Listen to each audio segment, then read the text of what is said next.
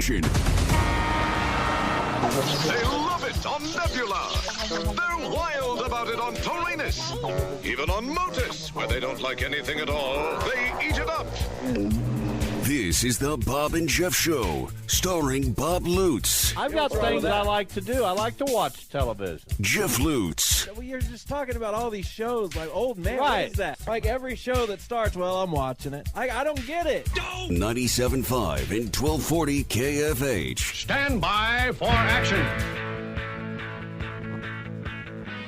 Hello again, everybody. It is a Tuesday edition, the Bob and Jeff Show on KFH Radio. Bob Lutz, Jeff Lutz, co-hosting, Max Power, producing and engineering, 869-1240.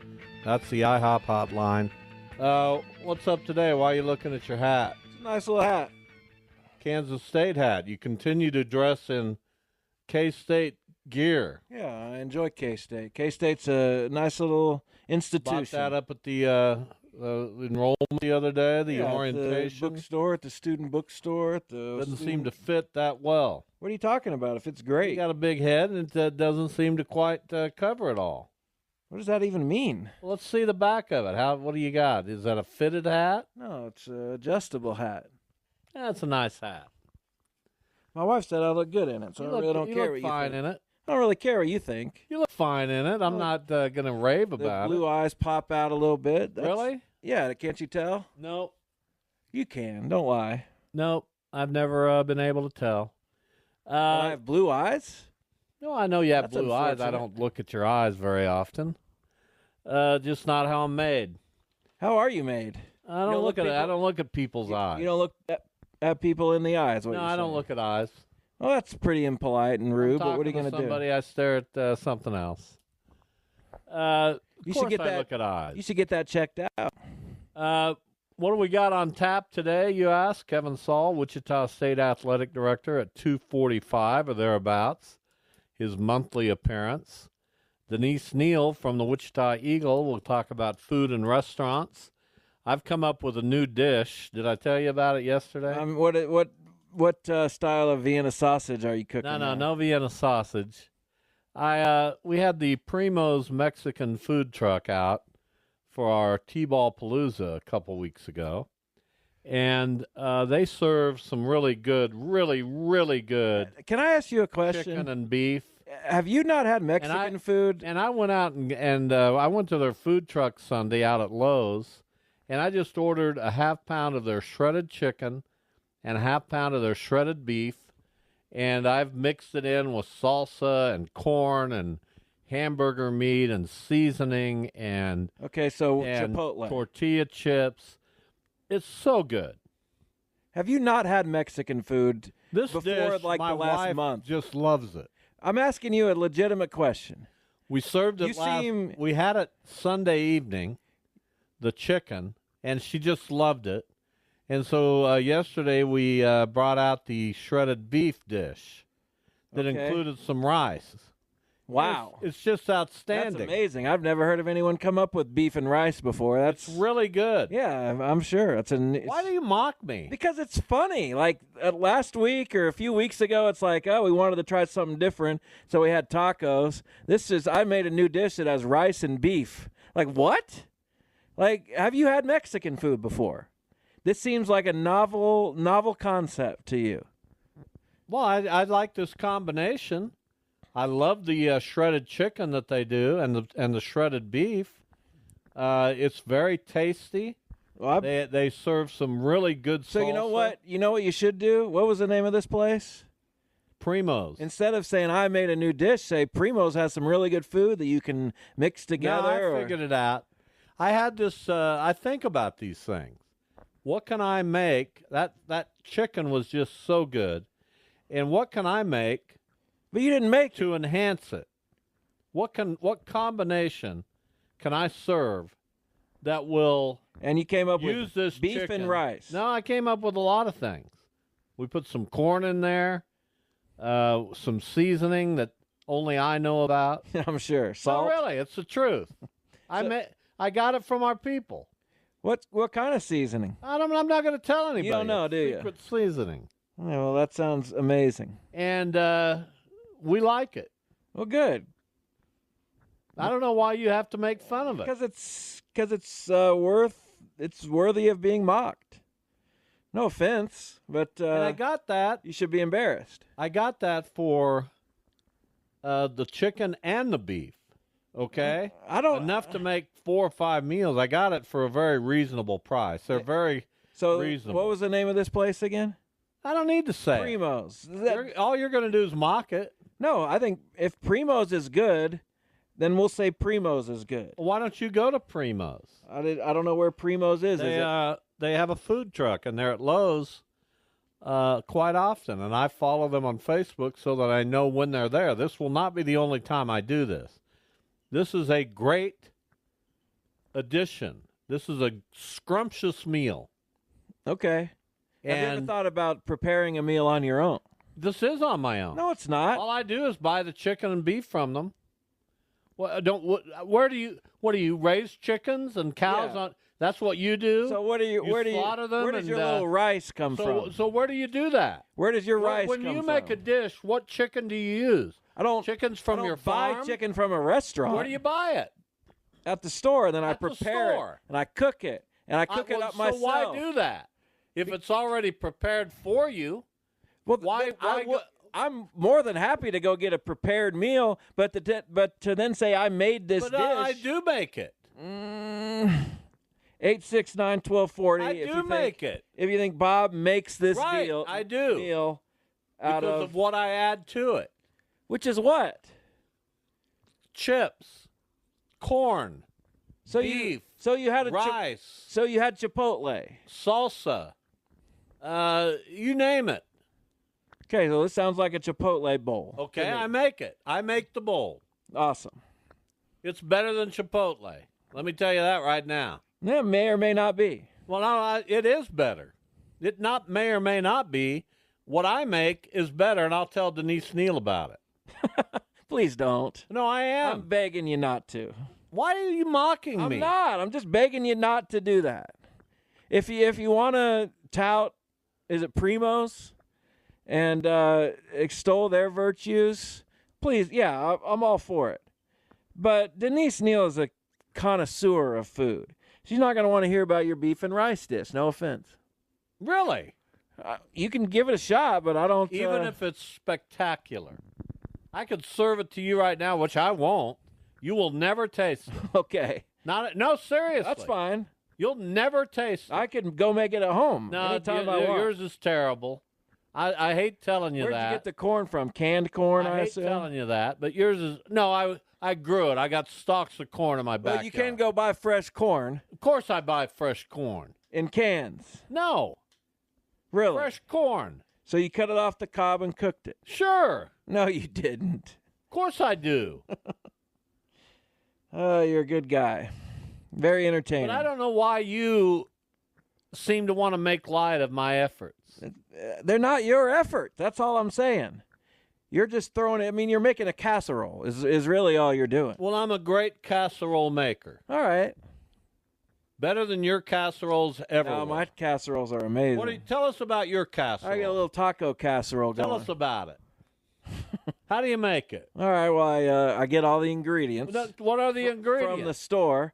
Usually we go with a base Not of we. What do you do? we go with a base of Spanish rice, which I That's tough. make on my own. Oh yeah. What do you get the rice? We get it at the store. And how do you make it Spanish rice? You put a little salsa and cheese and seasonings in. Well, that's tough. You couldn't do it. Oh, tough one. What else? That's your base. Then you go with a layer of corn. Oh, where do you get the corn?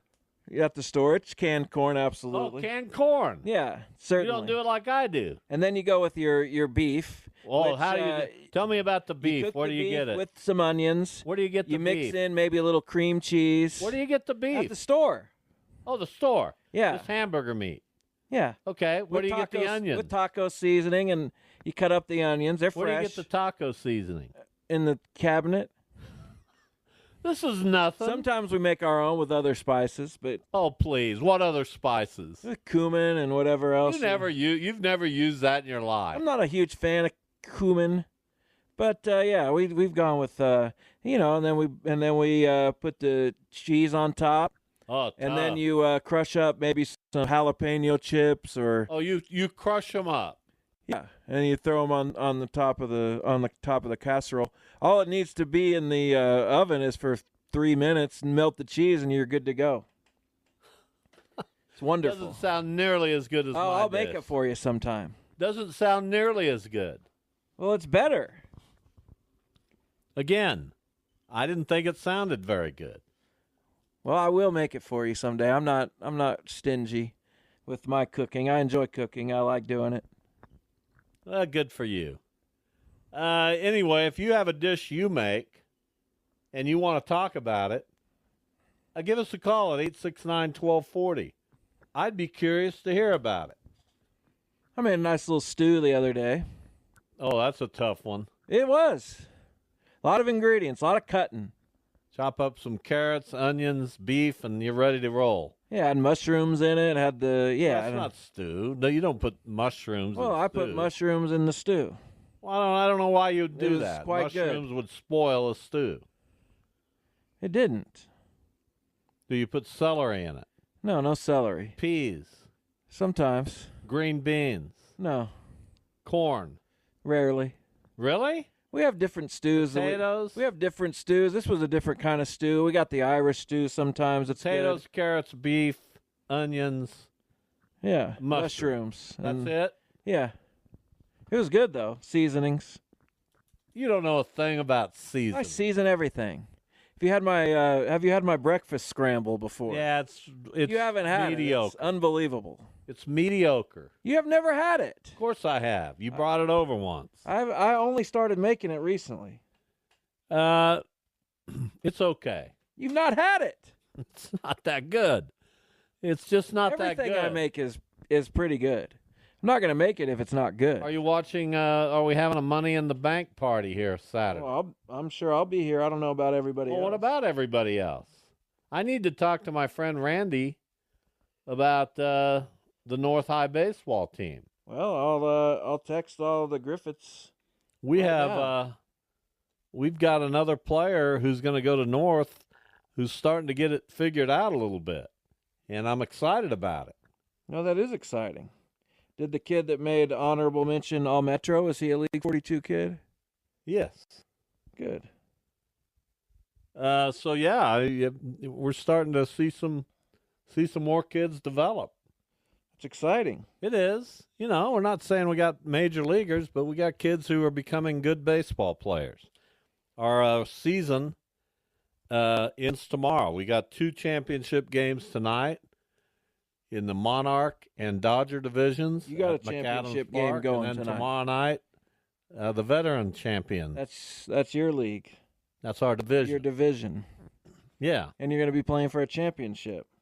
at 6:30. You gonna come? Well, I work tomorrow. Oh, really? You're not getting out of work to come? My final game as a coach? Your final game as a coach. You're not coming. I have that to what work. Is that what I'm to understand? I guess so. My final game. My final game. Okay. And my own son is not coming? I guess not. Well, that's a bad look. How's that a bad look? I'm working. You can get out of work. No, I can't. Yes, you can. Not You're an official scorer. You can't get out of You got work the day 3 before. guys that are drinking along Douglas that could come over and do that. You can't get out of work the day before. Of course you can. We already have people missing. I'm going to be I'm there. reaching out to Jay Miller right now and saying, Jay, you're a good pal. Jeff needs to come to my final game in coaching. I will be working tomorrow. You'd rather do that. Why are you putting me in that position? No, I'm asking. I'd rather do that than just about anything. Then come to my final game as a coach, Than just about anything. including that. That might be on the list. I'd have to think about it. Well, I hope your wife gets wind of it because she'll talk some sense into No, you. she won't. She'll tell me to do what I want to do. Then And- she's not loyal. What are you talking about? She's not loyal. Family should come first. And when there's a milestone, that should take precedence over anything else. You think so? Well, no doubt I don't. It's not about thinking so. It's just a back. So you're going to put me through a guilt trip for no reason. I'm not putting you through guilt. I have to work. I mean, I don't know what to tell you. I'm going to text Tim Grubbs at the break. No, you're not. Yeah, I am. This isn't your. And if you do that, I'm definitely working tomorrow. No, I'm going to do it. You're not going to involve yourself in my affairs. That's speaking Well, of we'll see at my speaking game of a tomorrow. bad look. That's one of the worst looks I've ever seen. 6:30 tomorrow. Well, I'll be at Riverfront Stadium. Really? Yes. 869-1240. Where do you weigh in on this, ladies and gentlemen? I've been coaching in League 42 forever. I played for you. I think I'm okay. This is my final game as a coach. I've decided I'm moving on. I'm not going to be a coach anymore. I'm going to stay with League 42 for a while longer because I enjoy it. But I'm gonna rid myself of the coaching duties. This is it. And I'm going out on a great note. Win or lose tomorrow, these kids have been amazing. I've enjoyed every second I've coached them. They've been attentive, enthusiastic, willing to learn. I can't say enough about these 13 players. Why don't you move your game to 8:30 so I can come catch the end of it? No. Why would I move a game so you could come catch Why would the I end of it? skip work? Because it's your father's final game as a coach. Is that okay? That's why. I can't say it any more clearly. Okay. I don't remember this huge bond we have over your coaching. I just That's unusual. That's almost heartless to hear you say. I'm asking. No, you're not asking. That was not a question. That was a statement of why do I care? No, it wasn't a statement That's of why do I basically what care. you said. No, it wasn't. I don't remember a bond over you coaching is code for don't care. No, it's not. It Do absolutely you care? isn't. Yeah, I care. Do you care enough to go to the game? Well, we'll have to see how that all shakes out. Yeah, you're starting to weaken, aren't you? I don't know. Am I? Of course you are. Because at the bottom line, and we'll ask Denise Neal this question. She's a friend of both. But if I'd been to a bunch of your games as coach, and this was like something that we really had together, I love watching my dad coach. I mean, it's not about watching me coach. It's about watching these kids play. I understand. Watching me coach is no fun at all. Watching the kids play is fun. Enjoyable. Watching them play, watching them compete, and watching the kids on the other team compete. That's what it's all about. We play the Titans. They got a bunch of good kids too, and we look forward to it. Tough one for you. No, I don't like being put in this position by anyone.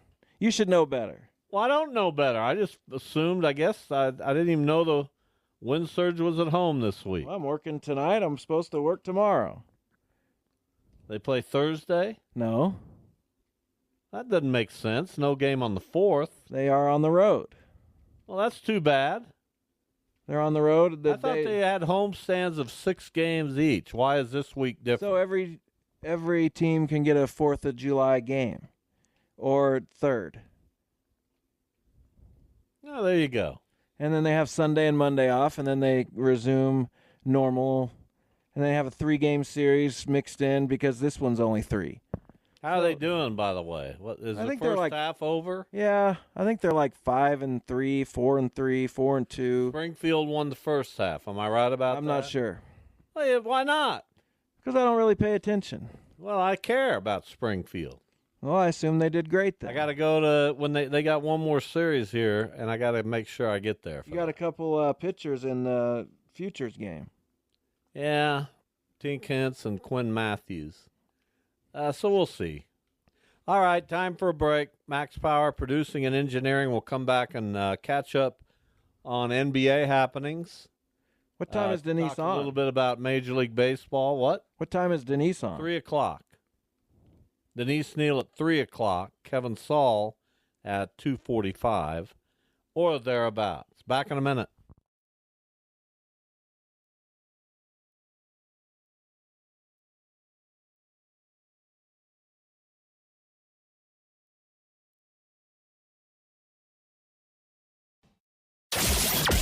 This is the Bob and Jeff Show on 97.5 and 1240 KF. We've got the Royals in action tonight at home against Tampa Bay. They finish out their homestand. It's been a successful one for Kansas City, which hit the skids a little bit on the road. They've not played well on the road all year long, but they have the Rays coming in. As we now get to the month where we're going to have a lot of talk about the trade deadline, teams trying to position themselves for more success in the postseason.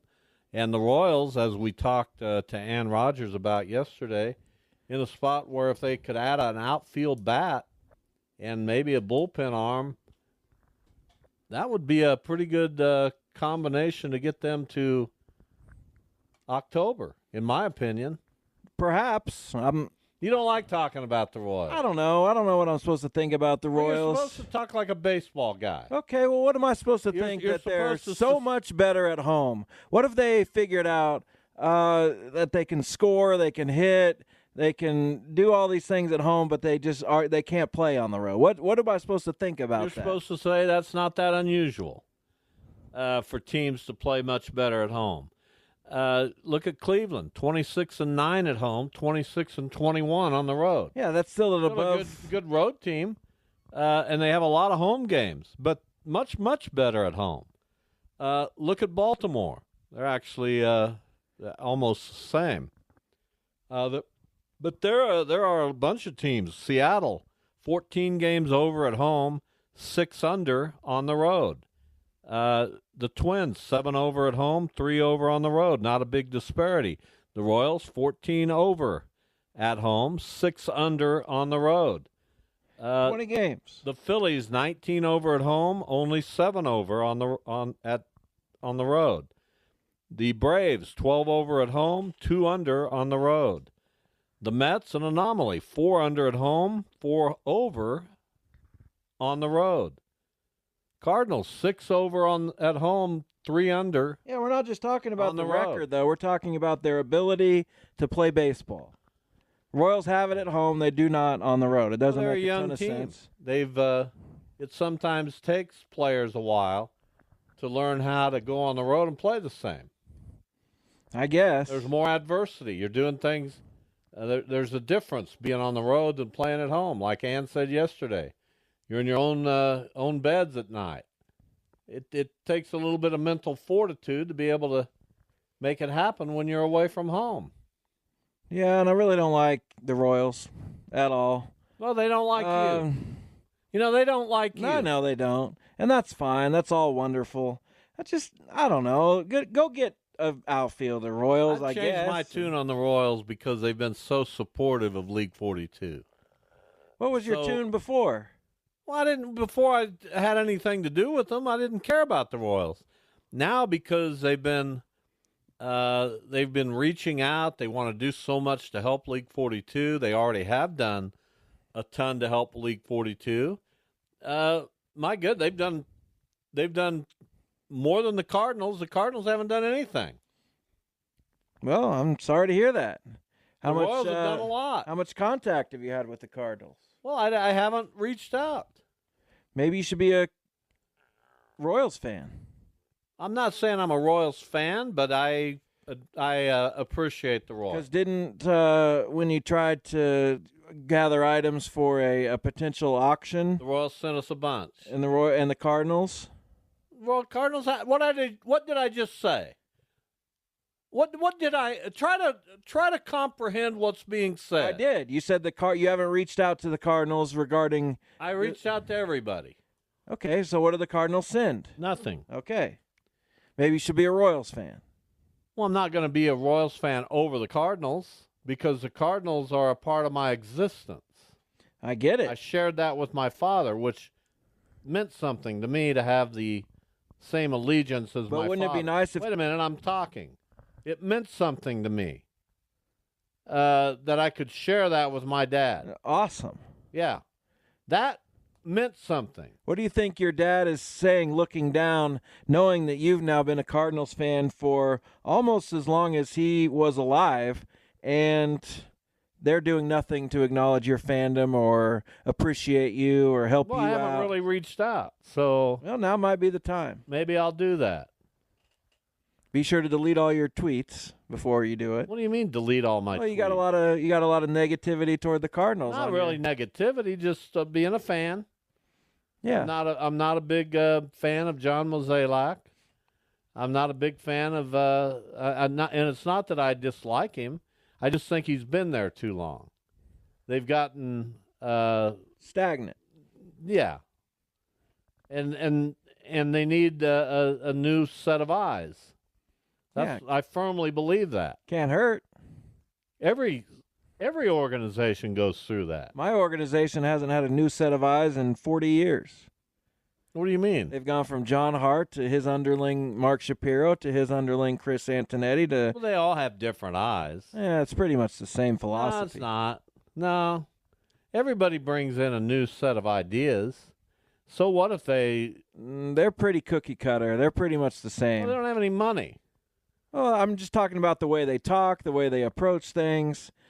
John Hart was a little more liberal, but the last three guys, the last three GMs have been your Harvard types, your that kind of. Well, quit complaining. They're doing well. 52 and 30. They're doing well. Yeah, quit complaining. That's my point. Not complaining.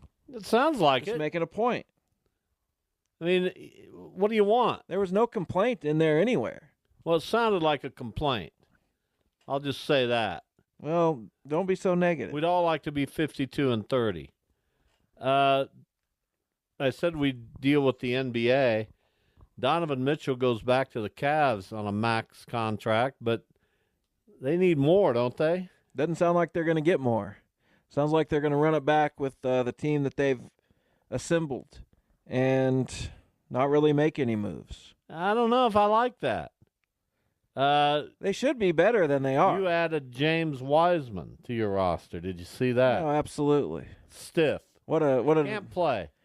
Can't play dead in a cowboy movie. What an That's acquisition. how bad that guy is. Well, he's our third center, so I'm not sure that he necessarily is going to make or break the future try of to the get Pacers. somebody who's going to make an impact. I would sure like that, but again, it sounds like the Pacers are backing off of making moves. They used to say, we'll be aggressive, and if we see the right move, we'll go get it. Now they're saying, we kind of like what we have here, which is encouraging and discouraging all at the same time. But it is what it is. So I just saw a list of the top 10 remaining free agents. LeBron James at number 1. He's going to go back to the Lakers. Who else are the Lakers going to add, if anyone? Well, it sounds like they've zeroed in on DeMar DeRozan. That's about it. There's nobody out there really left who would make any kind of significant impact on that roster. You have an aging DeMar DeRozan. I guess he's an okay fit. I think he's out of L.A., or at least he went to USC. Well, what's LeBron want? He wants to win one and then head into the sunset. But he's not gonna. Well, I don't know if he is or not. He's just not. Well, I don't know if he is. That team's not good enough to do it. I don't know if they are. Yeah, you do. We just saw it. I don't know. They've not added anybody. If they add DeMar DeRozan and then the Dalton Connect from Tennessee as a shooter, Dalton Connect could have a really good rookie year. He's not. He could, but he's not going to be the difference between Well, I don't know that. a play-in team and an NBA Well, I champion. don't know that. I'm do. not ready to say that. I am. No, you're not. I've been ready. You're not ready. I finally said it after a lot of readiness You're leading not up ready to to it. say it. Dalton Connect. Buddy Hield is a free agent. Now, a couple years ago, the Lakers really wanted him. Not the case anymore, apparently. No, he's not very good. Well, that's too bad. One what trick do you mean he's not very good? One trick pony, and You know who's the only? There's only one player over the past 5 years who's made more three-pointers than Buddy Hield. right, and it's Steph Curry. Only one. But that's all he does. He doesn't get to the basket. He doesn't defend. He doesn't pass. He doesn't But rebound. what if you need a guy to come in and make threes? Well, then he's either going to go 6 for 9 or 0 for 11. Okay, I'll take a I'll take a chance on the 6 for 9. Maybe, but he's going to. I hope he shoots but the when he's your- Pacers right out of the playoffs. When he's your fourth best player and he's 0 for 11, you can't win that way. I hope he shoots the Pacers right out of the playoffs. He shot the Pacers out of a lot of games this past year. Yes. So now you're talking bad about Buddy Hield. I'm not talking bad. I'm just. Who's one of my favorite players. Just calling it like I see it. He played at Sunrise Academy. I do. Why would you disparage a Wichita guy? I'm not disparaging him. I'm just calling it the way I saw it. We don't ever talk negative about Wichita people. He had some nice moments for the Pacers, but thank you. Clearly he wasn't going to be part of their long-term plans. Thank you for acknowledging that he contributed. Nor were the Pacers going to be part of his long-term plans. That was a relationship that was going to end like it did last year. Are you back on the Pacers next year? Of course. I'll have to wait and see. I might try to jump on the Nashville Predators for real too. Get that hockey package and watch. I don't think you care that much about hockey. I don't know. I don't think I do either. I don't think. No, there's no way. There's a that way. would feel like a job. If you actually said on this show that you're going to go all in on the Nashville Predators and buy the hockey package, you'd become a laughingstock. Really? Yes. Why? Because you can't do it. I doubt it. It's unlikely, but it's not. But you'd have to do it if you said you were going to do it. Yeah. Well, if I bought the package, I wouldn't want to waste money. There's no way you're going to do that. You think I can learn about hockey and become a guy? There's no way you're going to do that. It's a good sport. It's fun. Everybody likes it. But there's no way you're going to do it. There's not no way. There's a greater percent chance than zero. No, I'm calling it pretty much zero. It might be pretty much zero, but it is not. It's another one of those things. You are becoming famous on this show. For what? For talking about the things you're going to do that never happened. For all of everything. Like what? I'm going to run an NBC team. I'm going to do a story on Joe Hour. I'm going to do a podcast on just one after another. It's a litany. I don't know about all that. In your brain, you keep developing. Yeah, and then I feel like I want to move on. Right. To the next thing. But the former thing never happened. Oh, I did some podcasts. I did some Wichita's Finest. I did some stuff. Right, but it didn't stick. Yeah, I like moving. Those are two good things. I like moving on to the next thing. Something's got to stick. Not necessarily. Yes, necessarily. Not necessarily. I disagree profoundly with that. When you take on something, it has to be there. What's wrong with just trying some things and seeing, Because that's frustrating for people. It is? Yes. People are frustrated Especially with employers. Me? I don't see any employers being frustrated with me. I mean, you have these good ideas and then you abandon them. I was abandoned. So you gotta come through. Okay, but I was abandoned. I don't believe that. It wasn't just me. I was also not well supported in that. Well, I don't know if I agree with that. You don't have to. Here's Kevin Saul, the athletic director at Wichita State University, making his monthly appearance here on our show. Kevin, how are you today? Good afternoon, gentlemen. How are you? We're okay. Since we were talking a little music, what's your bent for music? What are you most drawn to? Man, I am all over the place. I just had the iTunes going, and I'd be embarrassed to tell you, like, literally, I am all over the place. It might be Eagles, Beatles. You might get a little hip hop. You might get a little bit of 60s folk music influence from my dad. A little bit of oldies, 80s rock. I'm all over the place. That sounds actually pretty good to me. Sounds all good to me. Yeah, I'm with it. So here we are. July just started. It's kind of that period between things. At least that's the perception. For you, what is this period of time like? And for your athletic department, what's going on at Wichita State? Well, we got a bunch going on. I appreciate you asking. We just finished up the AUX softball, which was 18 home games, all on linear TV, the traditional cable networks that over the month of June. Brad Pittman and our ops team just did a phenomenal job there. and really the eyes of the softball world were on us for about 3 weeks. So it was really, really good for our program and our softball program and university, and obviously the city of Wichita. So appreciate Josh Howell and so many other folks that helped make that happen. And then we're coming up on TBT here pretty soon, guys. And obviously you're well familiar with that event, and we look forward to it. We've got a great schedule, 2 great brackets, and looking forward to those days ahead. Otherwise, we're in the middle of a lot of fundraising conversations, still working at NIL and trying to shore up recruiting in both softball and baseball. So we got a lot going. Yeah, just to expand on the softball thing, it's no accident that came to Wichita, that it did really well in Wichita. How do you find Wichita as a burgeoning or maybe even already established softball community, and what can that do for the program at Wichita State? Well, I think it's really huge, Jeff. It is an established, really supportive group. Youth softball is obviously big in the state and in the region. So we had a lot of youth teams and parents bringing their daughters to the event as well, which mirrors, our home events. We had, 2 years ago, I think we had 6 sellouts. Last year we had a couple.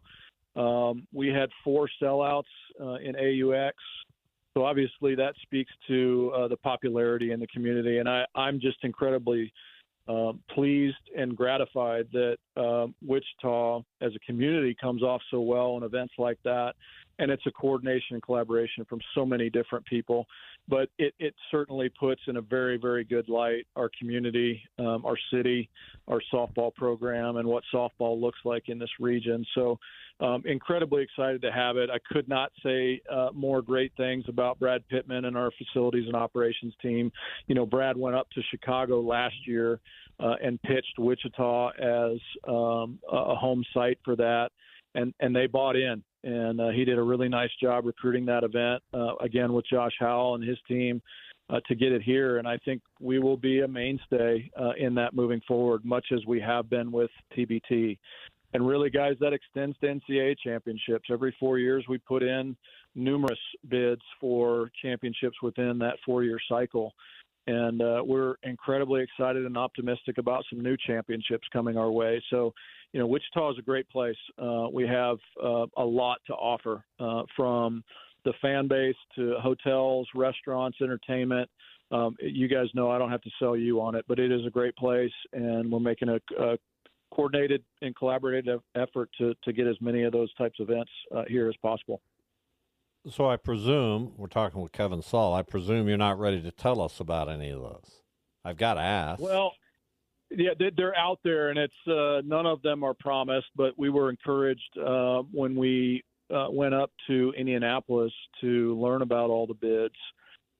We showed the NCAA what we were planning to do with University Stadium, formerly Cessna, and they had encouraged us to submit a bid for the national championship. So we are optimistic about that. Obviously, you guys know that lives in Eugene and has for a very long time. What may not be as well known is the college track coaches across the country aren't overly excited about traveling all the way up to the Pacific Northwest every year for a championship. So typically what they do is they'll do 3 years in Eugene and then do a year someplace in the Midwest, more centrally located. Last year that was at UT Austin. And then this spring, they were back up in Eugene. So we think that we might be in the running for a Midwest site. We believe we'll have a premier track and field facility for that when the time comes. And that would be a major coup for Wichita and for Wichita State to be able to bring an event like that to our place. So, Kevin, I don't know if you saw, I'm sure you probably did, there was an antitrust lawsuit filed by some college basketball players, former college basketball players, including a couple at KU. And I don't know if this is drifting out of your purview into like a law area, but I just wanted to know what you thought of that, if it's realistic for athletes who are not at the institution anymore to be paid essentially for highlights and highlight videos and things like that. Is that Is that realistic? Yeah, I'm not a law expert there, so I certainly don't want to put ourselves in a bad position by getting too far out on a limb with that. I do certainly understand, the House settlement has much to do with retroactive NIL. And certainly as that matter continues to proceed forward, we expect a ruling from the judge on that really any week now to understand what our obligation to that is going to be moving forward.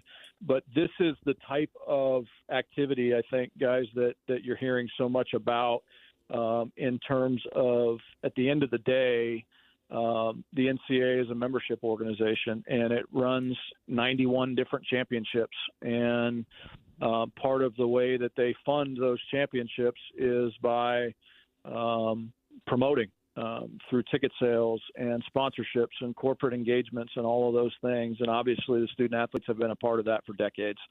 So I think that there's certainly folks out there that sense that the NCAA might be in a weak position.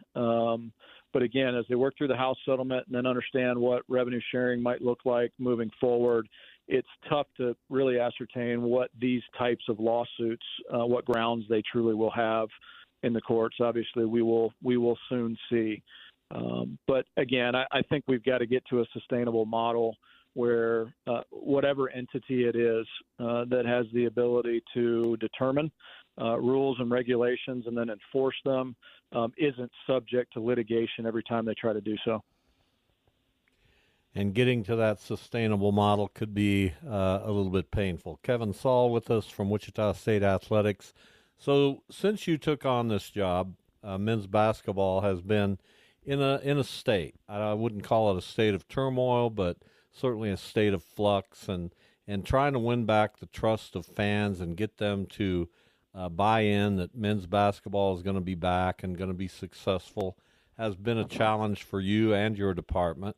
How's that going? How do you feel like the trust factor has improved now with Coach Mills and starting his second year, and people able to see now what he's been able to get from the transfer portal?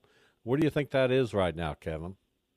You know, I think painting it with a very broad brush, I think that the trust is there for the most part. Again, this is a very broad brush, so it's dangerous. We may have some folks that don't fit into this mold that we're painting here, but I also think that there's somewhat of a wait and see. And I living it every day and walking with Paul and his staff and our administrative team, having done this for nearly 3 decades, I can see that we're headed in the right direction in terms of acquisition and retention of talent.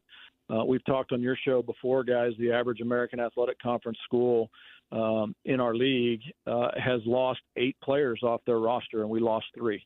So you're seeing, again, we're not batting 1,000, but you're seeing retention at a different level, better than average. And I think that's good. I think you're seeing acquisition of talent and elite level talent at a different level than we have previously in the transfer portal. I think we've got some really, really talented young men and women on the women's side with Terry Nooner. They've done a phenomenal job bringing in some really great talent. And then I think if you're watching practices, you can see the competition on the floor within each position. It really has ramped up. And I think that speaks to any coach would tell you that competition at every position speaks to a really competitive team moving forward. So I don't know, Bob, that we're ever going to reach the finish line as it relates to your question, but we're going to continue to work at it really hard. Paul's been doing probably 3 or 4 lunches with either myself or our development staff here in the off season. We had dinner last night, and we talked about this very subject last night, is our firm desire to we understand we've got some work to do to earn trust all the way back. And we're going to continue to do that. And the primary focus has obviously got to be improving the product on the floor and then obviously connecting and engaging with our fan base, and we want to do that. So we welcome any opportunity. I rarely, if ever, say no to an opportunity to grab a coffee or lunch or dinner with folks, and we will continue to reach out. Despite popular opinion, we've been here 2 years, and we still haven't met with everybody in the city of Wichita. We won't stop until we do so.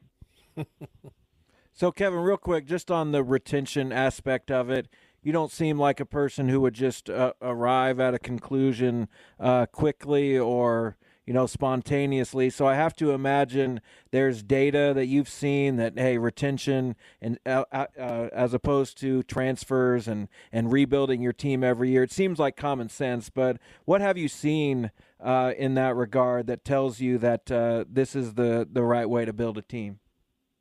Well, what we've seen is older rosters tend to be a little bit more successful, obviously with everybody getting an additional COVID year. So you have a 22 and 23-year-old that you haven't traditionally had. So the age, I think, is good.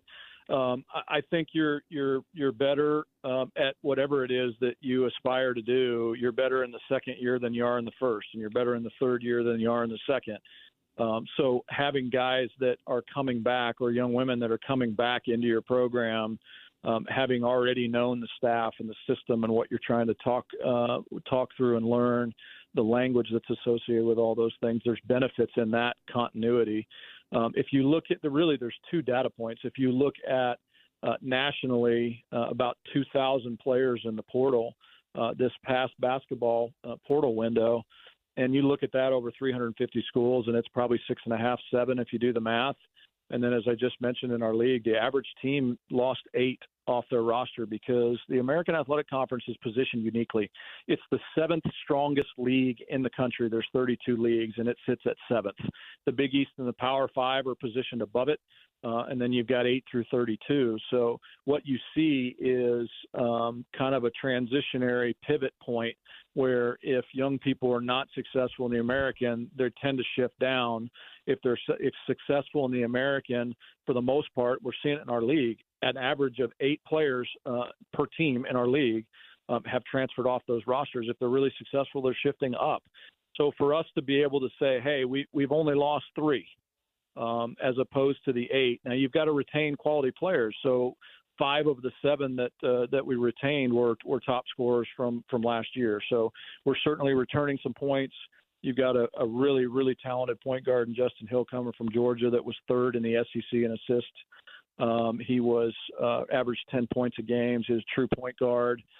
You've got Corey Washington. You've got A.J. McGinnis, and I could go on and on about these guys, and they've had some real success. So I think, Jeff, it's a combination of retention, age, and then obviously acquisition of talent in certain slots where you might be deficient.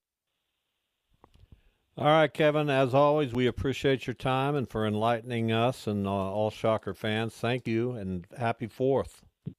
Yeah, happy 4th to you guys. Thanks so much for having us on the show, and go Shockers. Thanks. Kevin Saul, Wichita State Athletic Director. Coming up next, Denise Neal from the Wichita Eagle. First, don't forget about the big event coming up Thursday, July 4th at Riverfront Stadium, Red, White, and Boom.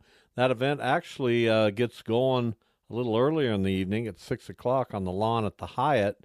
Fireworks at around 9:40. Lots of seating at Riverfront Stadium.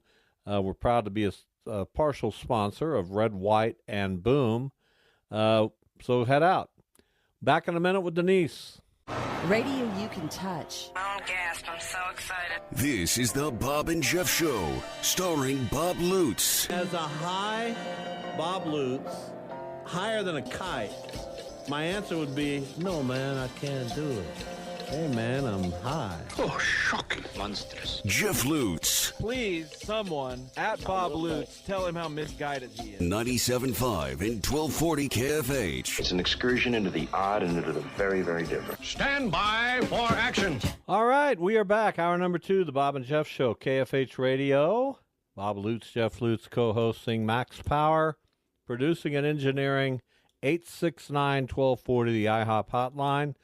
We are joined by Denise Neal from the Wichita Eagle, her Dining with Denise column. You can read that on Facebook. She has written about food and restaurants in this market for 23 years. Is that close, Denise?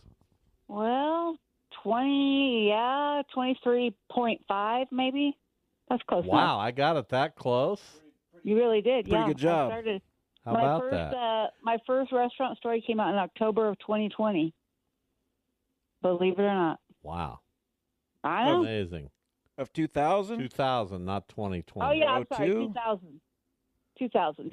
Sorry about that. You're right. You'll notice as you get older, you'll start to make more mistakes like that. I can barely get a sentence out without a mistake in it, as Jeff reminds me. I like to remind him of that. Can't wait. So before we get into food, I wanted to ask your opinion on something. Okay. I coach in League 42 and have for every year we've been in existence. So 11 years. We missed the 2020 year due to COVID. I coached Jeff's teams when he was growing up. I've been a baseball coach for a long time. Tomorrow I've decided is going to be my final game as a coach with a team of mine that's one of my favorites that's playing for a championship in our veteran division, 13 and 14-year-olds. And I've asked Jeff to come out since it's kind of an occasion. What do you think he should do? What do you Jeff, mean? go ahead and give her your. Well, Jeff, Jeff, I have to work tomorrow night at the Wind Surge game, and I really enjoy doing that. And I'm being guilted into not working, about asking out when we have few people available anyway. So go ahead, Denise. Whatever you think is what we'll go with. Well, I mean, will they really miss you at the Wind Surge game? Will they really miss me at League 42? Well, it sounds like your dad is pretty upset about it, so I'm going to say the answer is yes. Not the answer he wanted. Well, Jeff, but I mean, okay. if your dad asks you to do something like that, you try to do it. That's what I say. Sorry, All right, Jeff. I guess I better do it then. That's my thought. Well, I can't believe it.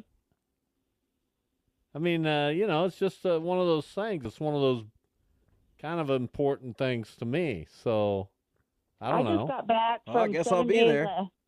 I just got back from 7 days of helping my mom recover from shoulder surgery. So when your parents ask you to be there, you be there. All right.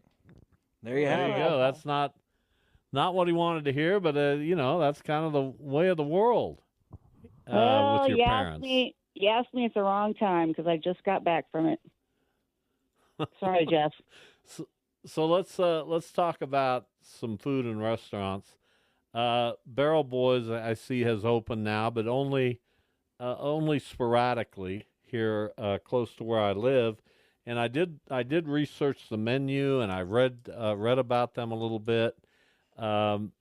It sounds like that food truck is really good, and I'm anticipating this restaurant opening. Bob, it already opened, and I can't believe after all these months and months and years of complaining that they're not open, that you weren't one of the first people in line. They're open. I know, but it was only open on Fridays and Saturdays from 11 to 5, I believe. So I'm going to try to get over there this weekend. Now listen, barbecue isn't my favorite. I don't hate it, but I don't go out of my way to get it. But I have heard a lot of people saying they really like it. And he really did a nice job. So I say maybe you make a point of it this weekend. I think so. I think I'm going to. I mean, you publicly wished for it for so long that I just don't think you have an excuse. You need to get over there. And then I want your report on how it is.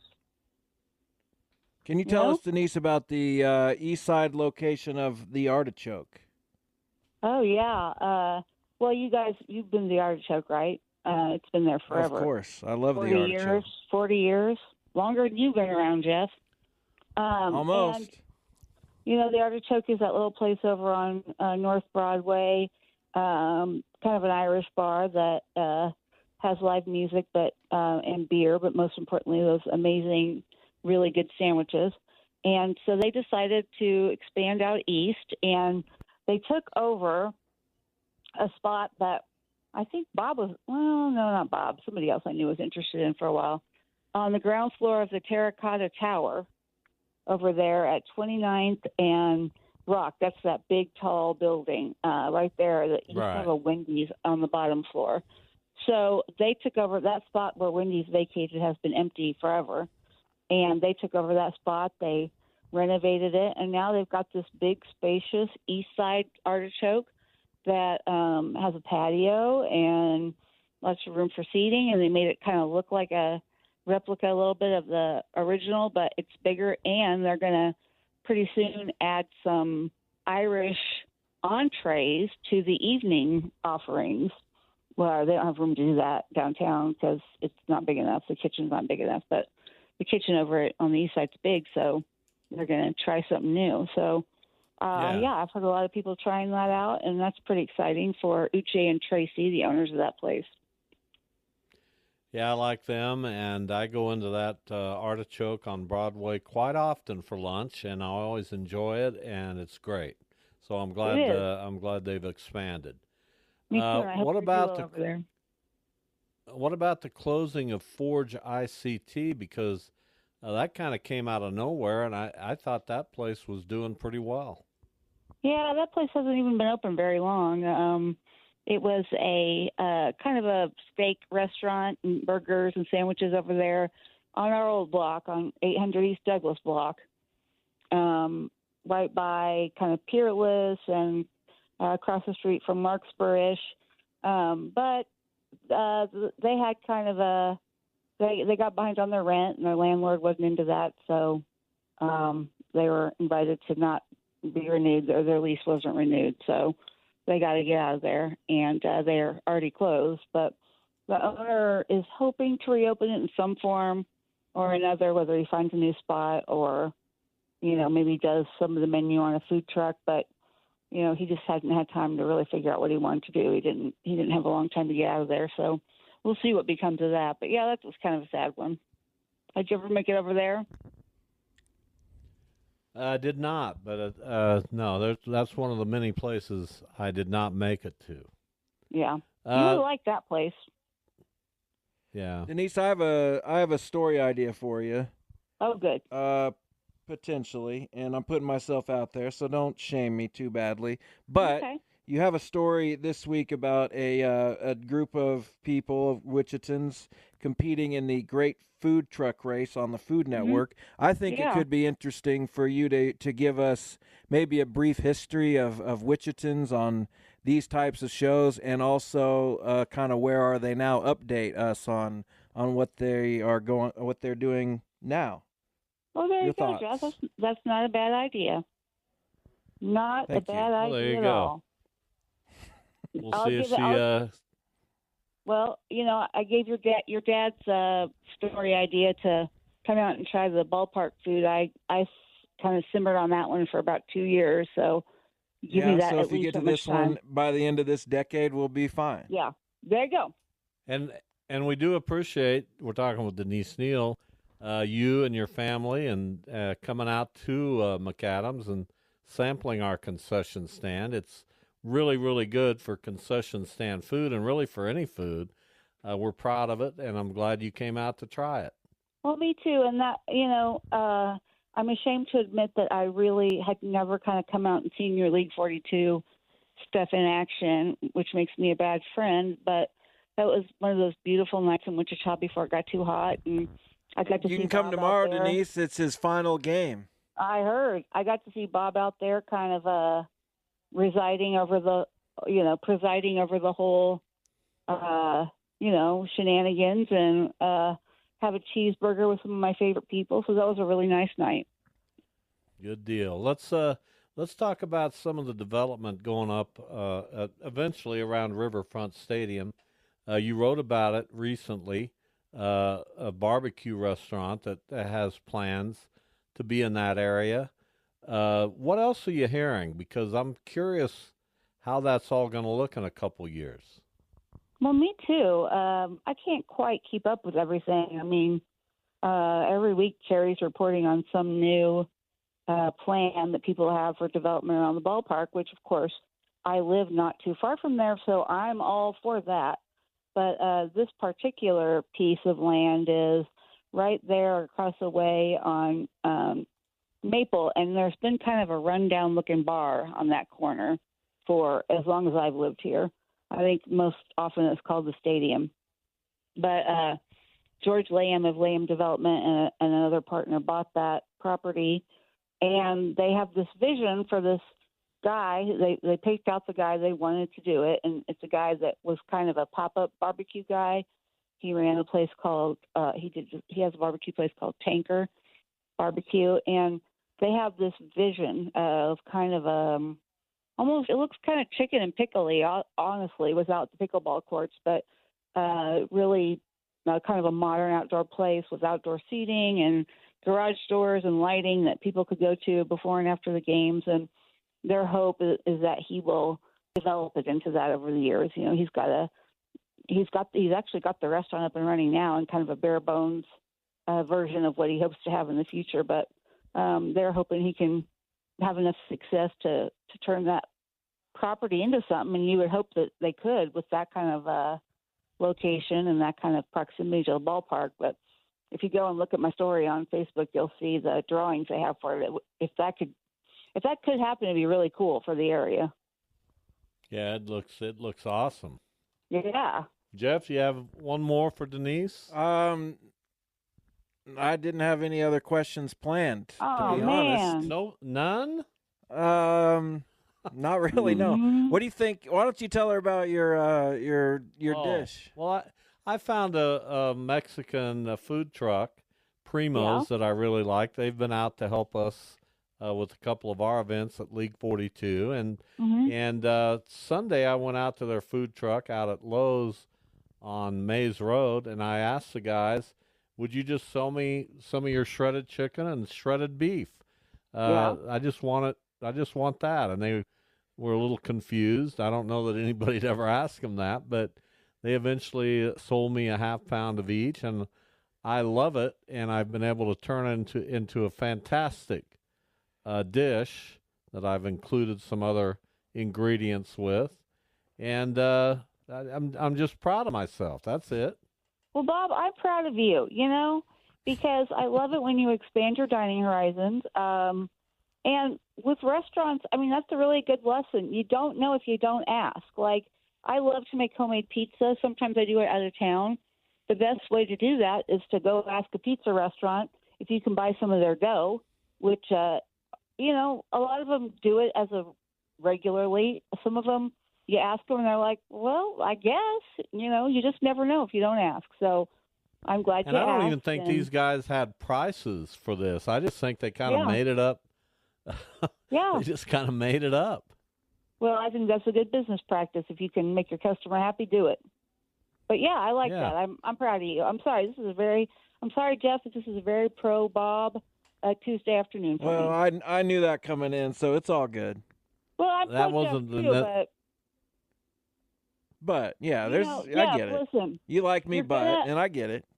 When you are my age, you are going to remember going to your dad's final game. You're not going to remember that random afternoon that you worked at the Windsurge like you did every afternoon.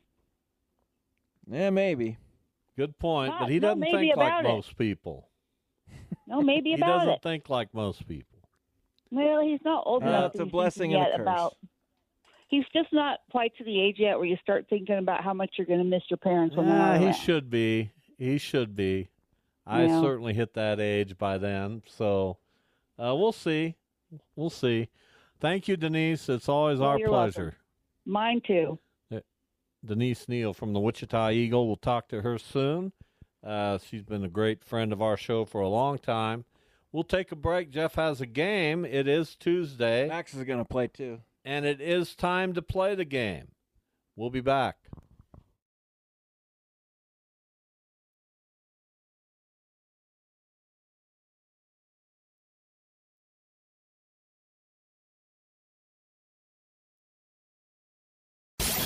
This is the Bob and Jeff Show on 97.5 and 1240 KFH. All right, Max, it is time to play the game. Time to play the game. We're going to play the game here on the Bob and Jeff Show. What do you have for us? Bob, versus Max. Have I ever lost to Max? Well, I'll be interested to see on this one. This is album sales.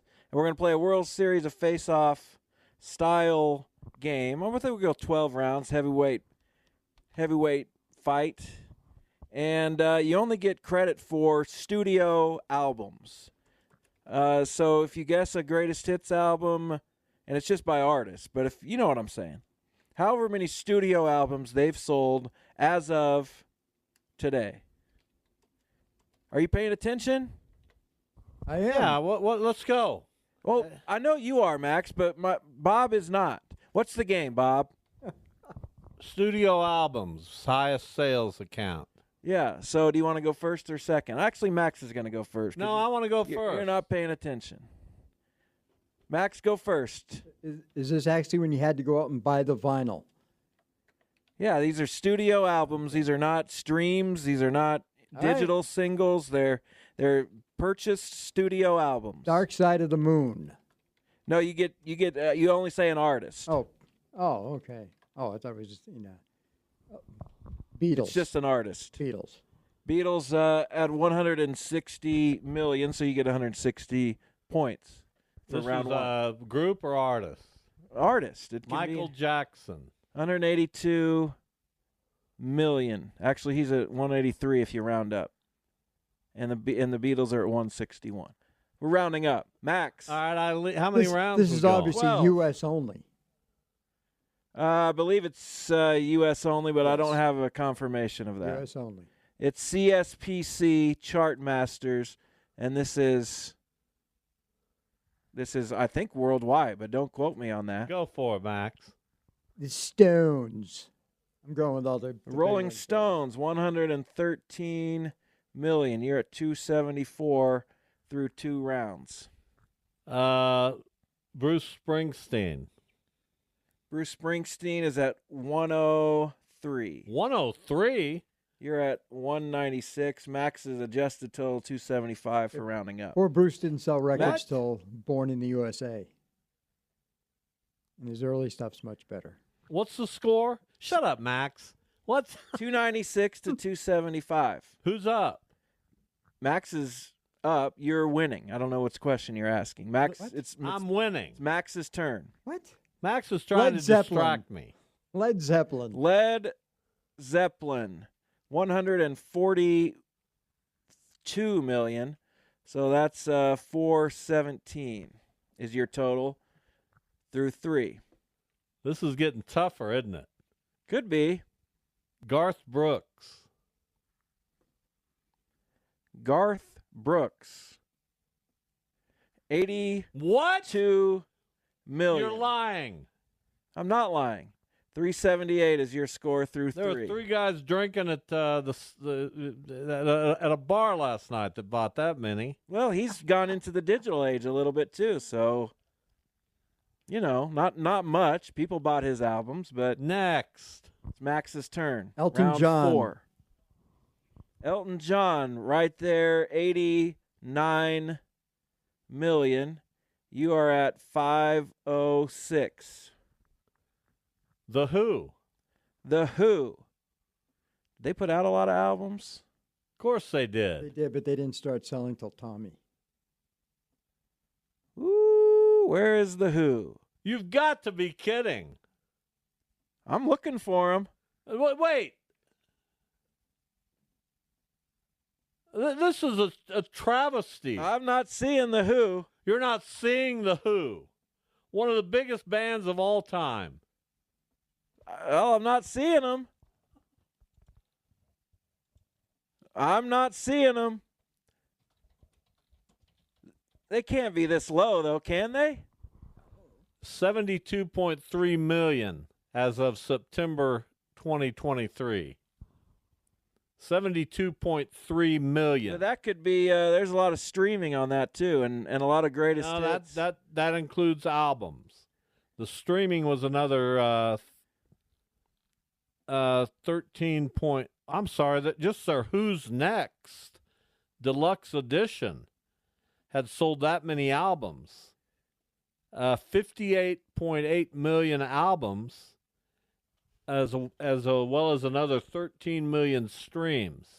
All right, well, I'll give you a total of 458. No, I'm not taking And 58. It's probably That's lower. just for one record. It's probably lower.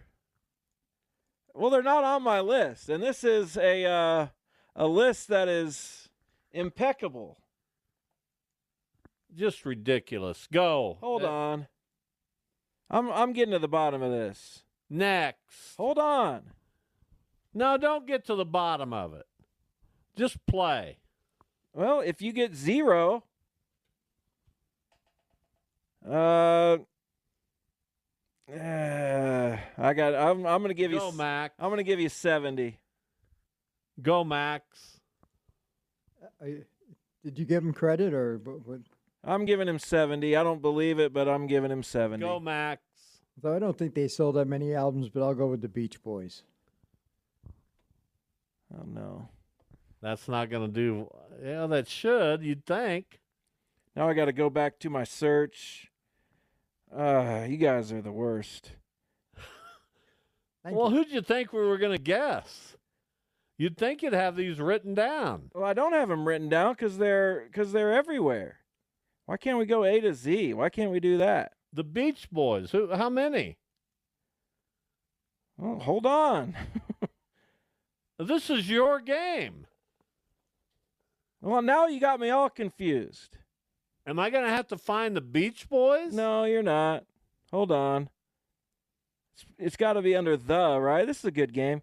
33 million. 33 million is what you're saying. So much. For the Beach Boys. Yes. The Who, by the way, not listed for some reason. I don't know why they're not on here, but I'll give you credit for 70. It's 539 to 448. I don't get it. I'm going to guess Madonna. Madonna is huge, and she has 146 million. There we go. So you're now up to 594. Most of which What's your Max? albums have been melted. 539. I just took the lead. Yes, through 5 rounds you did. Fleetwood Mac. Fleetwood Mac. Rumors alone sold what Madonna's album sold. 85 million. You are up to The entire 624. Even the Max, I'm killing you. This is your category. Well,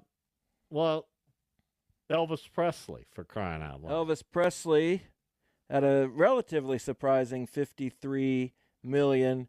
You are at 647. You lead by 23 as we go to round 7 and Max's turn.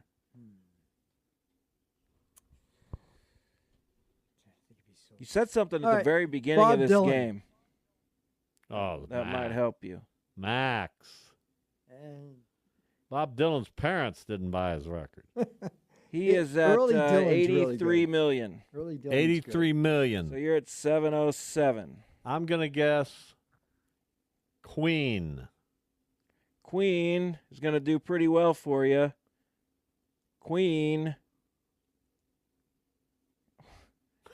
Why are they not on this stupid list? You've got to be kidding. I saw them earlier. Queen. I hate everything. Why do you do games if you don't have the information? Queen is at 90 million. Only 90 million. Yeah. I'm supposed to believe this fly-by-night operation that you're using. Yeah, I don't care what you believe. It's 737 to 707. Max, you need a big one.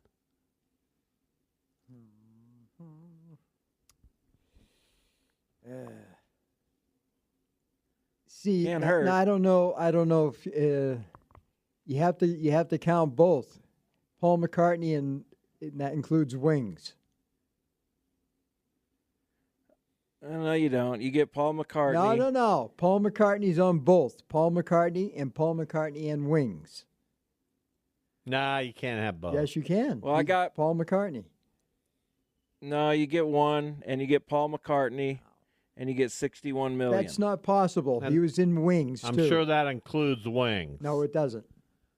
I'm sure it doesn't. My guess? 62 million. So you're at 769. Pink Floyd hadn't been guessed yet, right? Correct. Pink Floyd. Yeah, Max said their album and then never actually guessed them. They're at 170 million, and that's going to probably wrap this game up. How many rounds do we have left? 4. Well, Max, what's the score? 907 to 769. Max, you better get rolling. AC/DC. AC/DC is up there at 132 million. That's a pretty good guess. So you're at 901. That's a. I don't know what the score is anymore. You're terrible at this. We're trying to play a game. I don't know what the score is anymore. We'll add it up later. I'm gonna guess. No. I'm gonna guess Mariah Carey. Mariah Carey, a good one. If only I could find her on this list. There she isn't. 122 million. Have I wrapped this baby up yet? It's 1029 to 901. Well, this is over. 3 more rounds, Max. From Los Angeles, California, The Doors. The Doors. Not there. Nobody bought The Doors. Oh, come We'll on. find oh, them. my God. Nobody bought The Doors. We'll find them. The Doors, 52 million. 953. It's not looking good, Max. Taylor Swift. Taylor Swift. That's too much streaming. Nobody's run out and bought an 58 album from million. her. Hey, all I need is a couple numbers. I'm blowing you out on this. 1087 to 953. 2 rounds left. I think who sold a lot of albums. Disagree with The Doors.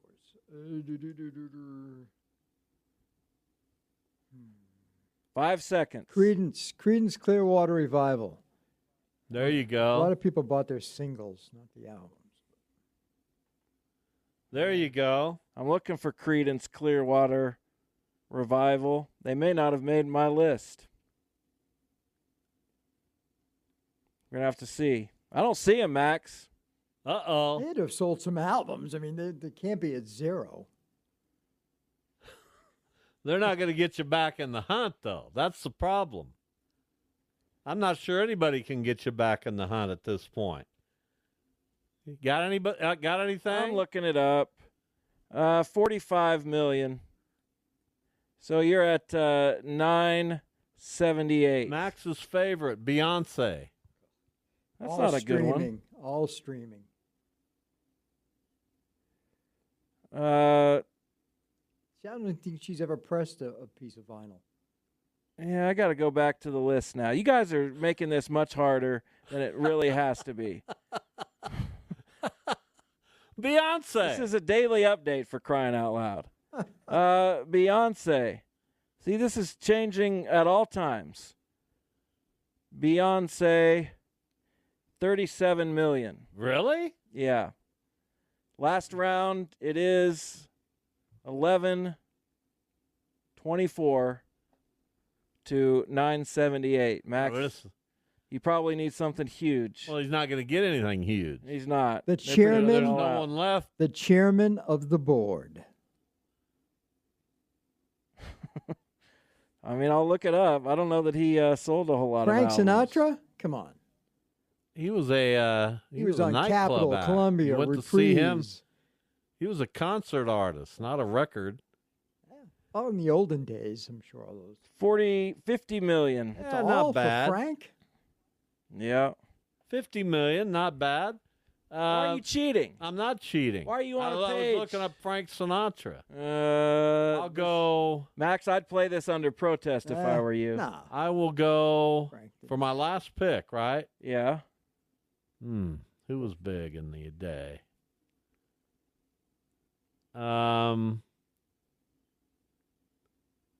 since I've won it, I'll go with one of my favorite bands, Three Dog Night.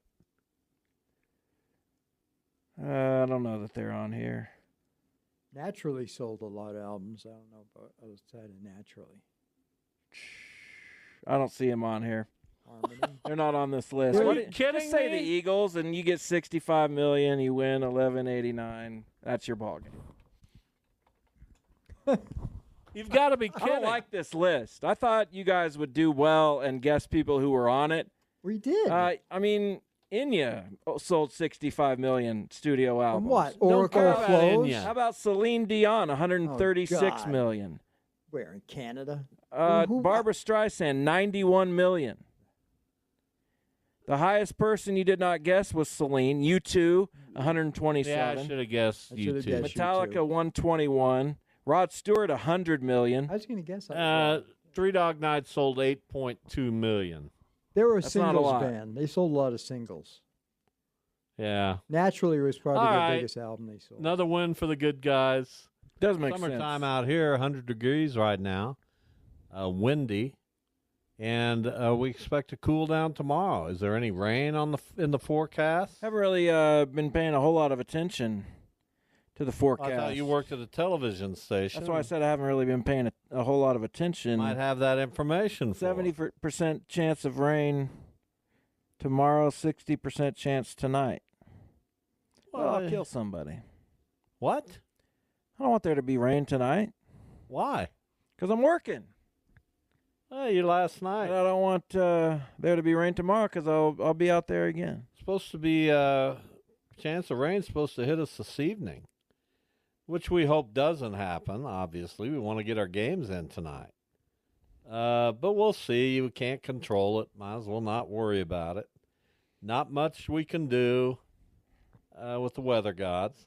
Boy, you talk about players falling off. It'd be interesting to read about the sudden deterioration of talent. Tim Anderson, released today by the lowly Miami Marlins, just couldn't get anything going. Hit one home run in his last 700 at bats. That's what insane. happened? What happened? He's not even that old. He lost it. He just lost it. You saw his stats. He's gone from upper level percentiles in hitting to he was like 90 something in expected batting average 2 years ago. Now he's in the first percentile, lowest. His speed has dropped off. His power has dropped off. Bat speed, He's everything. he just turned 31. Well, he's done. I'm sorry. Well, that's upsetting to me. He got knocked out by Jose Ramirez, and that kind of finished him. In 2021, he hit 309 with an 806 OPS. In 2019, as a 26-year-old, he had a 335 average, batted 322 the following year, 309, 301, 245, with a bunch more strikeouts. And this year, 214 with a 463 OPS. Yeah, no For a power. guy who just turned 31. Not even hitting doubles. He hit 17 homers in 17, 20, 18, 10, and 17. I don't get it. I know you said you're right. He's dropped off. Why? I don't know why. Sometimes Give us an answer. That just happens sometimes. Sometimes you're just done. Sometimes Name another player who's just nobody. done. There's nobody like that has fallen off that precipitously that quickly. Nolan Arenado? No. And He's older. And he's older, exactly. So this is pretty much a one of its kind case in baseball history for someone with that track record and Feel that bad for the youth kid. to fall off. Former Dodge City A. Yeah, he was. Played for Phil Stevenson. All right, that's it for today. Tomorrow we'll be back. We'll have Mike Purchase on, amongst other things. No show here on the 4th of July. But we look forward to seeing you here tomorrow. Have a good night.